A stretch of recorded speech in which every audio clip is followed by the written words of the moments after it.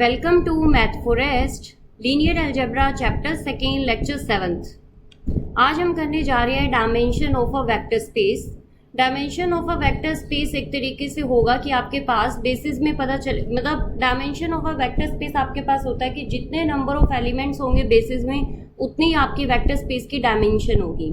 The number of elements in any basis of a finite dimension vector space VF is called the dimension of the vector space VF and is denoted as a dimension of V। मतलब मान लो हमारे पास R2 over R है और यहाँ पे हमारे पास एक set S था जिसमें 1 0 एंड 0 1 ये हमारे पास लीनियरली इंडिपेंडेंट भी था एंड स्पैन्स VF को स्पैन भी कर रहा था। तो ये हमारा क्या हुआ बेसिस। तो इसमें नंबर ऑफ वेक्टर्स कितने हैं 2। तो जो हमारी R2 over R हुई इसकी डायमेंशन कितनी हो जाएगी 2। तो इस तरीके से आप क्या बताओगे डायमेंशन बताओगे। डायमेंशन बताने के लिए आपको बस बेसिस निकालना है, बेसिस में नंबर ऑफ एलिमेंट चेक करने हैं, वही आपकी क्या हो जाएगी डायमेंशन हो जाएगी। Remark, a vector space having a finite basis is called a finite dimensional vector spaces. मतलब कि अगर हमारे पास कोई वेक्टर स्पेस है जिसके पास फाइनाइट बेसिस है, फाइनाइट बेसिस मतलब कि बेसिस में फाइनाइट नंबर ऑफ एलिमेंट्स हैं, तो हम उस वेक्टर स्पेस को बोलेंगे finite dimensional vector space. A vector space which is not a finite dimensional is called infinite dimensional basis vector space. For example कि हमने Rn ओवर R किया तो इसके बेसिस में कितने एलिमेंट थे हमारे पास n एलिमेंट्स थे। तो dimension of Rn over R हमारे पास कितनी हो गई n हो गई। यहाँ पे क्या है कि बेसिस में नंबर ऑफ एलिमेंट्स अगर फाइनाइट है तो हमारा जो वेक्टर स्पेस होगा वो फाइनाइट डायमेंशनल वेक्टर स्पेस हो जाएगा। अभी इनफाइनाइट डायमेंशन वेक्टर स्पेस में हमारे पास क्या है कि जैसे हमारे पास पॉलिनोमियल है P ओवर R था, जो हमारा पॉलिनोमियल है 1x x square and xn and so on चलता जाएगा हमारे पास। तो ये हमारा इनफाइनाइट डायमेंशनल है क्योंकि इस बेसिस में हमारे पास इनफाइनाइट नंबर ऑफ एलिमेंट्स हैं। तो हमारे नेक्स्ट है हमारे पास since a basis of a vector space V can be chosen from the given generating set for V, the dimension of V is always less than or equal to the number of elements in any generating set. मतलब हमारे पास अगर कोई basis है vector space का तो वो किस तरीके से हम चूज कर सकते हैं फ्रॉम अ जनरेटिंग सेट से कि हमारे पास अगर कोई जनरेटिंग सेट है तो हमारे पास जनरेटिंग सेट में जो डायमेंशन ऑफ V होगी वो किस तरीके से होगी, या तो लेस देन होगी जनरेटिंग सेट से या इक्वल टू जनरेटिंग सेट के होगी।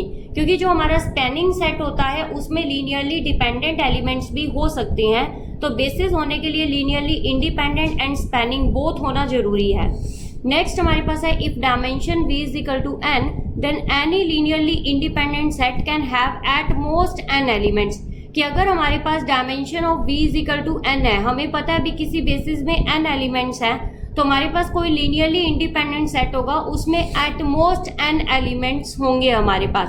क्योंकि जो मैक्सिमल लीनियरली इंडिपेंडेंट सेट होगा उससे बड़ा कोई लीनियरली इंडिपेंडेंट सेट हो नहीं सकता और उसकी डायमेंशन n होगी। तो हमारे पास जितने भी लीनियरली इंडिपेंडेंट सेट होंगे उनकी जो डायमेंशन, उनमें जो एलिमेंट्स होंगे वो एट मोस्ट n होंगे आपके पास। Next, the dimension of the zero space 0 is 0 because 0 generated by a 5। 0 5 से जनरेट होता है और 5 की डायमेंशन नहीं है, तो हमारे पास डायमेंशन ऑफ जीरो स्पेस कितना हो गया 0 since this space is generated by the empty set. Next, the dimension of the spaces R square and so Rn are 1 2 and respectively, क्योंकि इसके हम स्टैंडर्ड बेसिस कर चुके हैं किस टाइप के स्टैंडर्ड बेसिस होते हैं हमारे पास। नेक्स्ट आती है हमारे पास एक्सटेंशन थ्योरम। एक्सटेंशन थ्योरम के नाम से ही आपको पता है कि आप एक्सटेंड करके कुछ बना सकते हो। Every linearly independent subset of a finitely generated vector space VF can be extended to form a basis of V। मतलब कि आपके पास अगर कोई लीनियरली इंडिपेंडेंट सबसेट है कोई फाइनाइटली जनरेटेड वेक्टर स्पेस का, मतलब मेरे पास एक फाइनाइटली जनरेटेड वेक्टर स्पेस है, तो उसमें हमारे पास क्या होगा कि उसको हम एक्सटेंड करके बेसिस बना सकते हैं। नेक्स्ट इसकी स्टेटमेंट है कि if V is a finitely generated vector space and V1 V2 VR is a linearly independent subset of V। मतलब मेरे पास एक वेक्टर स्पेस है जो फाइनाइटली जनरेटेड है, मेरे पास V1 V2 VR कोई लीनियरली इंडिपेंडेंट सबसेट है V के, तो मैं उसे एक्सटेंड करके उसको बेसिस बना सकती हूँ V का।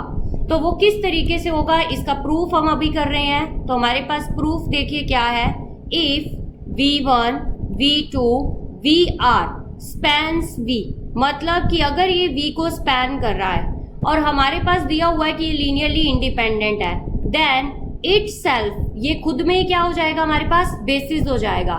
Itself forms a basis of V and the theorem is proof. हमारे क्या हो जाएगा कि थ्योरम प्रूफ करने की जरूरत नहीं है, थ्योरम इज प्रूफ्ड, कि हमें कोई करने की जरूरत नहीं है अगर ये स्पैनिंग सेट है तो, क्योंकि ये हमें क्या दिया हुआ है, linearly independent subset of V दिया हुआ है। अगर यही हमारा स्पैनिंग हो जाता है तो हमें जरूरत ही नहीं है कुछ और करने की।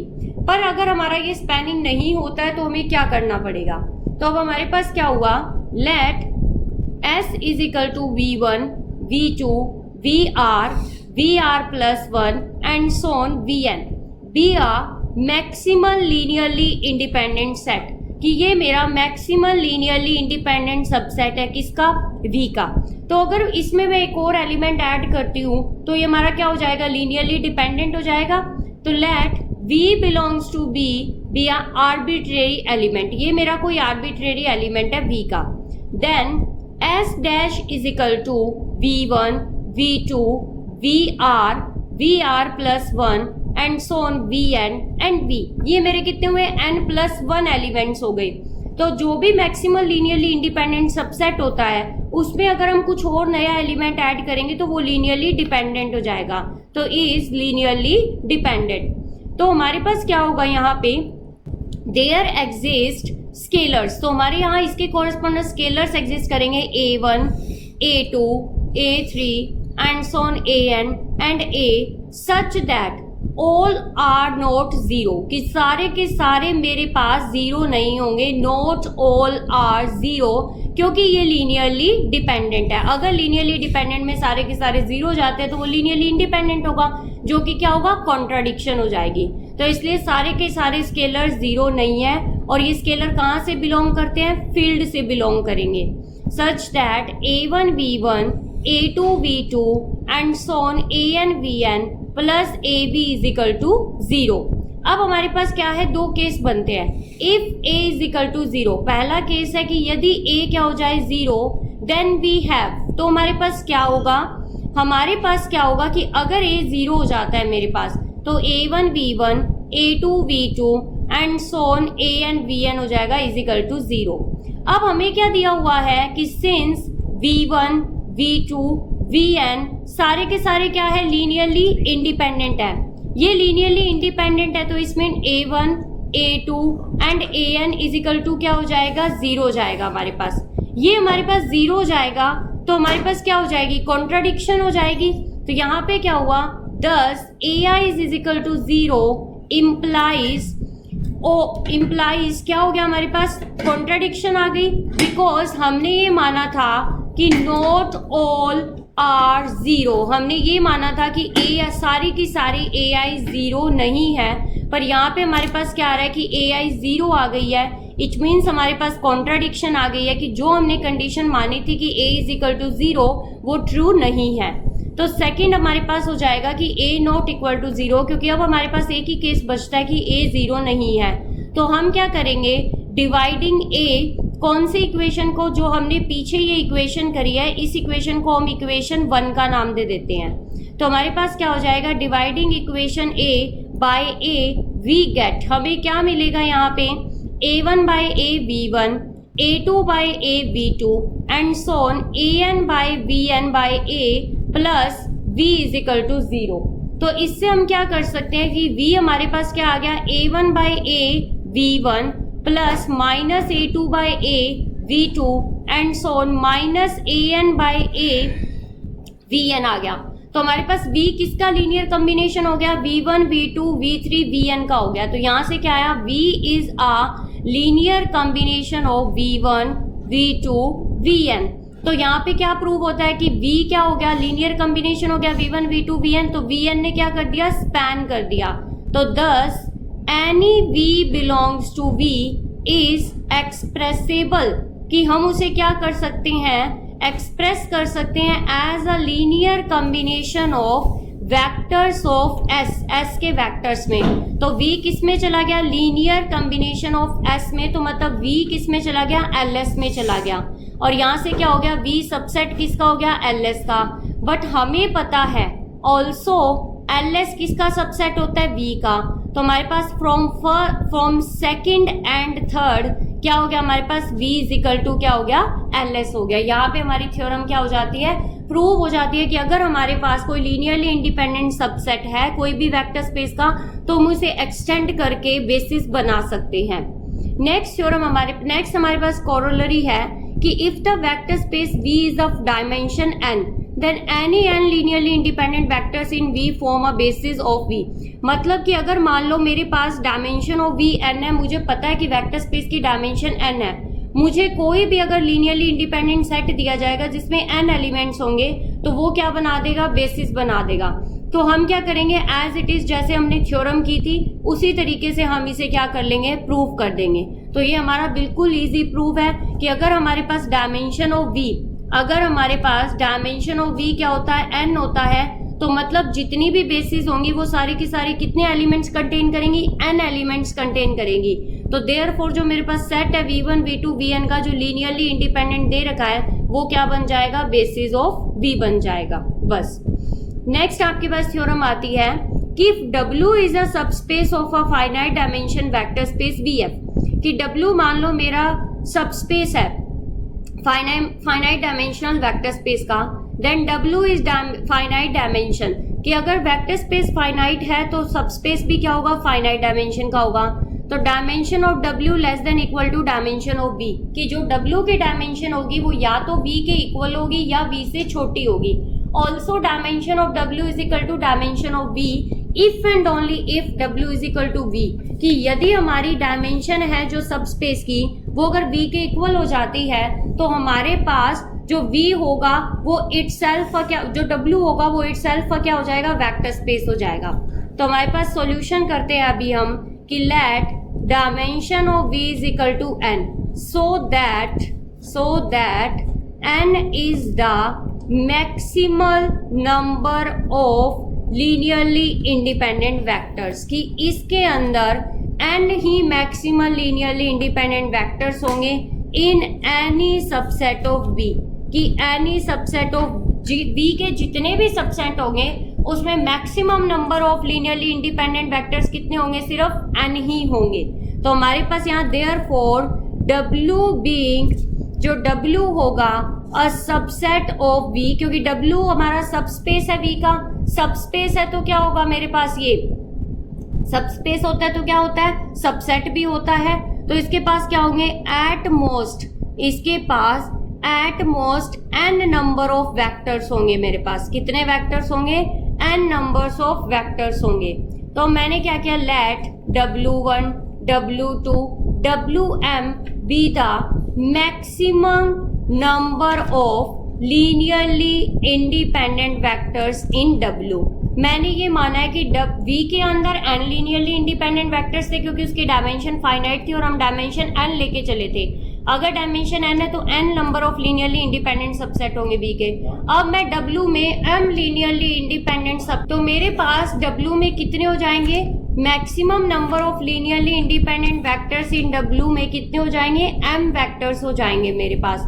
तो यहाँ पे सो दैट हमने क्या माना है कि m less than equal to n, कि मेरे पास जो W में लीनियरली इंडिपेंडेंट वेक्टर्स है वो m है, जो कि n से क्या है, छोटे हैं या फिर उसके इक्वल है। तो अब यहाँ पे क्या है कि W में m लीनियरली इंडिपेंडेंट है और जो कि मैक्सिमम है।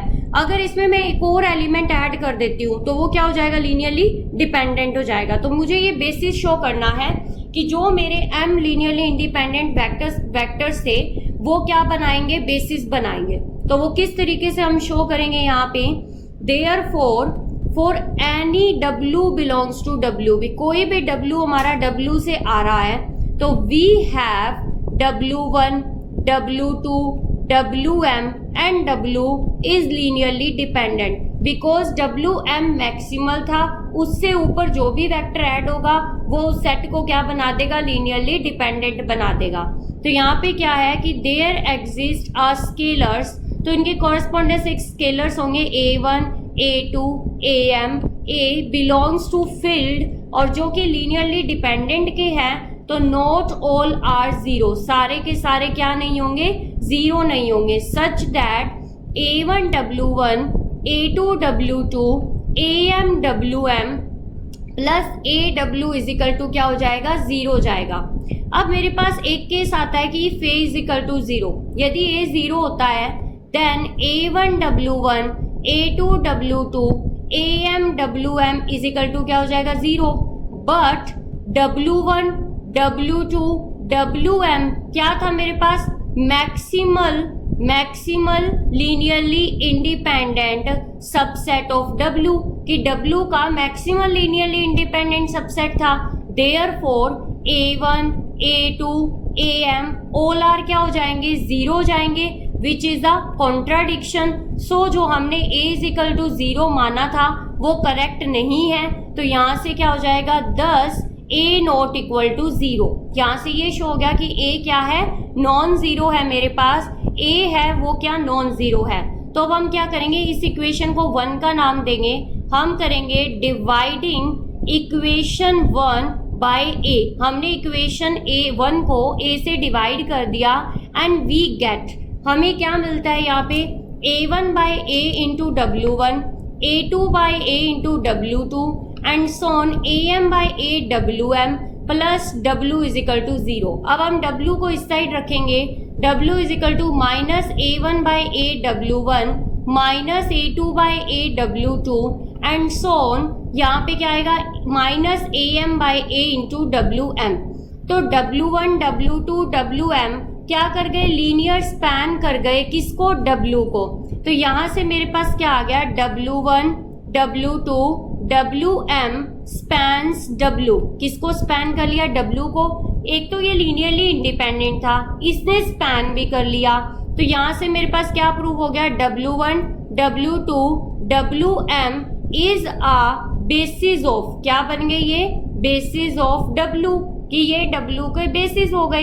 अब बेसिस हो गए W के, तो डायमेंशन कितना हो गया W का, dimension of W is equal to M, क्योंकि डायमेंशन उतना ही होता है जितने बेसिस में एलिमेंट होते हैं। ऑल्सो हमें ये भी पता था कि M less than equal to N, हम ये लेके चले थे कि M किससे छोटा है, N से छोटा है या उसके इक्वल है। M क्या है हमारे पास, डायमेंशन ऑफ W, N क्या है हमारे पास, डायमेंशन ऑफ V, तो dimension of W less than equal to dimension of V। एक स्टेटमेंट तो हमारी प्रूव हो गई है। अब हम दूसरी स्टेटमेंट लेके चलते हैं कि now dimension of W is equal to dimension of V is equal to N। मैंने मान लिया कि dimension of V dimension of W दोनों क्या है, N है। Let A is equal to W1 W2 WN be a basis of, ये मेरा क्या है, बेसिस ऑफ W का बेसिस है यहाँ पे। तो इसका मतलब क्या है कि जो LA है, लीनियर स्पैन कर रहा है जो A के सबसेट को, वो किसके इक्वल है, W के इक्वल है। एंड जो मेरा A है वो क्या है, लीनियरली इंडिपेंडेंट सबसेट है, किसका, W का। अब हमारे पास क्या आता है कि since dimension of V is equal to N है, डायमेंशन है जो V का वो भी कितना था, N है, और जो A का बेसिस है, जो A बेसिस है वो भी किसका बेसिस हुआ, V का बेसिस हुआ। तो A is a basis of V, therefore V का जो भी एलिमेंट होगा वो किसके लीनियर कॉम्बिनेशन में लिखा जाएगा, A के लीनियर कॉम्बिनेशन में लिखा जाएगा। तो we have V is equal to A1 W1 A2 W2 and so on AN WN।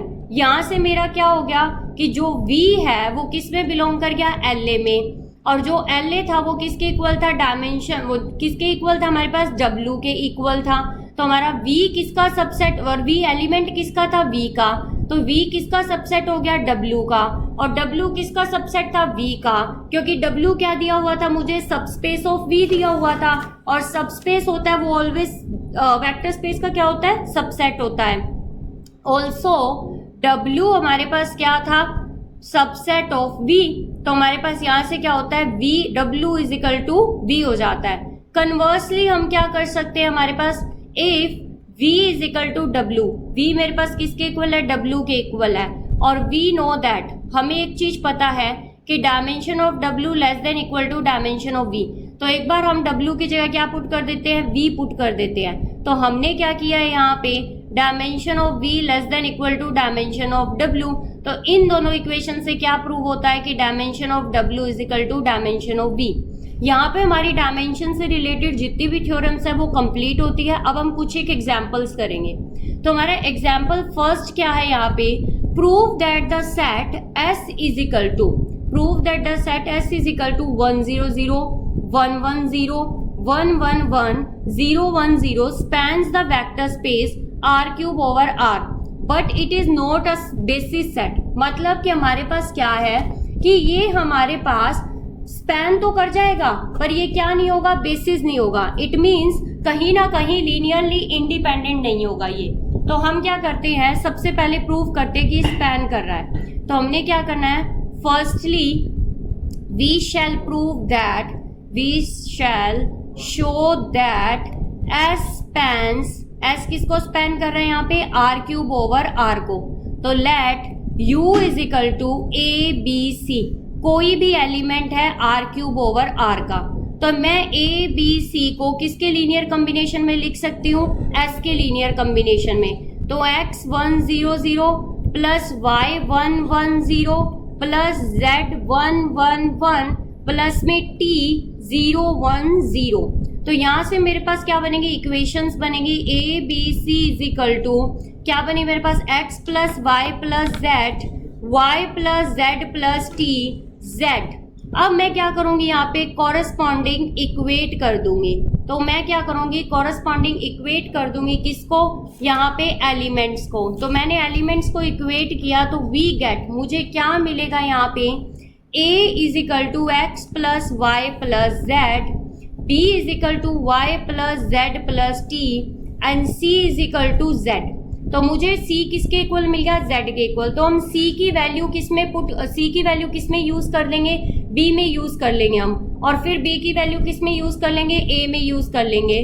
तो अब हमारे पास इस तरीके से अगर हम अब यहाँ पे हम क्या करते हैं, हमने क्या किया है, यहाँ पे y निकालते हैं। तो हमने क्या किया, y इज इक्वल टू हमारे पास क्या आएगा, b minus Z minus T. तो हमारे पास z की जगह क्या है, c है, तो b माइनस सी माइनस टी हो गया हमारे पास। हमें x y z को किसकी फॉर्म में लेना है, a b c की फॉर्म में लेना है, क्योंकि हमें a b c जो एलिमेंट्स थे वो किसके एलिमेंट थे, r क्यूब ओवर r के थे, उन्हें लीनियर कॉम्बिनेशन ऑफ s के वेक्टर्स में लिखना था। तो यहाँ से हमने z इज इक्वल टू क्या लिया है, c ले लिया है, c की वैल्यू आ गई z की फॉर्म में। अब हमें क्या करना है, यहाँ पे x is equal to a minus y minus z is equal to a minus b plus में c एंड हमारे पास प्लस t माइनस c आ जाएगा हमारे पास। तो हमारे पास एक ही चॉइस बचती है कि इफ वी टेक, अगर हम t को 0 लेते हैं, देन इक्वेशन सेकंड गिव्स। तो हमें इक्वेशन सेकंड कैसी मिलेगी, इक्वेशन सेकंड कौन सी है, ये इक्वेशन सेकंड कैसे मिल जाएगी हमें, z is equal to c, y is equal to b minus c and x is equal to a minus b। मतलब x y z तीनों के तीनों किसकी फॉर्म में आ गए, a b c की फॉर्म में आ गए हमारे पास। तो हमारे पास यहाँ पे क्या हो गई, जो इक्वेशन हमारे पास जो इक्वेशन फर्स्ट है कैन बी एक्सप्रेस्ड, हम उसे कैसे एक्सप्रेस्ड कर सकते हैं, a b c is equal to हम कैसे कर सकते हैं, a minus b into 1 0 0 plus b minus c into 1 1 0 plus c into 1 1 1 plus 0 into 0 1 0। यहाँ से हमें क्या शो हो गया, दिस शोज दैट, यहाँ पे हमें एक चीज दिखाई देती है कि हमारे पास a b c can be expressed as the linear combination of elements of s, कि हम उसे एलिमेंट ऑफ s के लीनियर कॉम्बिनेशन में लिख सकते हैं। इसका मतलब क्या हो गया कि जो s है वो किसको स्पैन कर गया, r क्यूब ओवर r को स्पैन कर गया, मतलब r क्यूब को स्पैन कर गया। अब मुझे ये शो करना है कि ये बेसिस नहीं है, तो मतलब ये लीनियरली इंडिपेंडेंट नहीं है। तो हमें क्या शो करना पड़ेगा, now we shall show that s is not a linearly independent, की जो s है मेरा वो लीनियरली इंडिपेंडेंट नहीं है। तो let x into 1 0 0 y into 1 1 0 plus z into 1 1 1 plus t into 0 1 0 is equal to 0। मुझे ये शो करना है कि जो एक्स वाई जेड टी है वो नॉट ऑल आर जीरो, सारे के सारे जीरो नहीं है, वो एक दूसरे पे डिपेंड करते हैं। तो क्या आया x plus y plus z, next आया y plus z plus t, and next आया मेरे पास यहाँ पे z इज इक्वल टू क्या आ गया मेरे पास 0 0 0। तो हमने इक्वेट किया तो यहाँ पे z इज इक्वल टू क्या आ गया 0, z 0 आ गया, y is equal to minus t and x is equal to t, मतलब y तो माइनस टी के इक्वल आ गया, x is equal to t के इक्वल आ गया। यदि मैं क्या करती हूँ t को पर्टिकुलर 1 ले लेती हूँ, हमें तो एक भी केस दिखा देंगे हम तो भी हमारा काम हो जाएगा। Particularly for t is equal to 1, तो हमारे पास क्या आ जाता है, we have x is equal to 1 and y is equal to minus 1, z is equal to 0। मतलब x y z और t है वो सारे के सारे जीरो नहीं आए, उनमें से जो दो स्केलर्स थे वो क्या, तीन स्केलर्स थे वो क्या हो गए, नॉन जीरो हो गए। तो इसका मतलब क्या हो गया हमारे पास कि S is not a linearly independent set नहीं है। तो यहाँ से क्या होता है, S is not a basis of V, S BV का बेसिस नहीं है।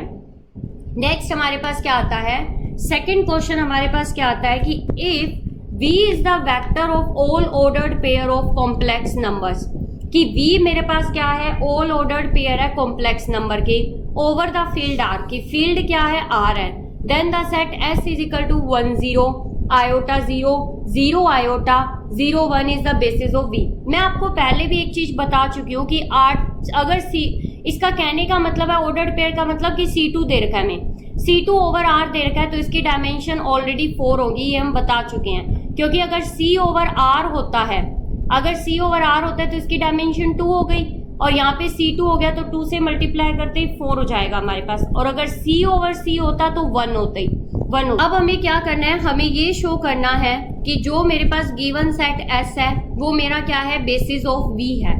तो मुझे सबसे पहले स्पैनिंग दिखाना होगा, फिर मुझे लीनियरली इंडिपेंडेंट दिखाना होगा। तो first of all, first we shall show that S spans हमारे पास क्या है कि S किसको स्पैन कर रहा है, C2 ओवर R को क्या कर रहा है, स्पैन कर रहा है। तो हम वो कैसे प्रूव करेंगे, हम यहाँ पे करेंगे let V belongs to C2 over R, कि V है वो मेरा कोई किससे आ रहा है, C2 ओवर R से, मतलब कि V ओवर R से आ रहा है। V क्या है मेरे पास, वेक्टर स्पेस है। B एन आर्बिट्रेरी एलिमेंट, कोई भी आर्बिट्रेरी एलिमेंट है मेरा। तो यहाँ पे मेरा क्या हुआ, V is equal to A plus iota B, C plus iota D, क्योंकि C2 का मतलब क्या है, कोई भी एलिमेंट होगा UV जो किस फॉर्म का होगा, A plus iota B, C plus iota D type का होगा, जिसमें से A B C D कहाँ से आएंगे, रियल नंबर से आएंगे। तो आप इसको क्या लिख सकते हो, A इंटू 1 0 प्लस यहाँ पे क्या लिख सकते हो, B into 0 iota, C into आप क्या लिख सकते हो 0 1, और यहाँ पे सॉरी यहाँ पे आप आयोटा इंटू 0, नेक्स्ट है C इंटू 0 1, और यहाँ पे D इंटू 0 आयोटा लिख सकते हो। तो हमारे पास यहाँ से क्या प्रूव हो गया कि विच शोज दैट, हमने क्या दिखा दिया यहाँ पे कि जो V है can be linear combination of elements of S, कि S के एलिमेंट्स में आ गया। तो यहाँ से मेरे पास क्या हो गया कि जो मेरा V है वो किसके, जो हमारा S है वो किसको स्पैन कर गया, V को स्पैन कर गया। अब हमें सेकंड क्या प्रूव करना है, now we shall show that S is a linearly independent. S क्या है मेरे पास, लीनियरली इंडिपेंडेंट सेट है। तो लीनियरली इंडिपेंडेंट सेट के लिए मुझे क्या दिखाना पड़ेगा, A1 into 1 0, A2 into iota 0, A3 into 0 1 and A4 into 0 iota is equal to क्या आएगा, 0 0। तो मेरे पास यहाँ पे क्या बन जाता है, ये मेरे पास कॉम्प्लेक्स नंबर बन गया जो ऑर्डर्ड पेयर है, A1 प्लस A2 आयोटा, और यहाँ पे क्या आता है A3 plus A4 iota is equal to क्या आएगा मेरे पास 0 0। अब हम क्या करेंगे, एलिमेंट्स को इक्वेट करेंगे, तो A1 plus iota A2 is equal to 0, A3 plus iota A4 is equal to 0। तो यहाँ से क्या होगा, रियल रियल के इक्वल होगा, इमेजनरी इमेजनरी के इक्वल।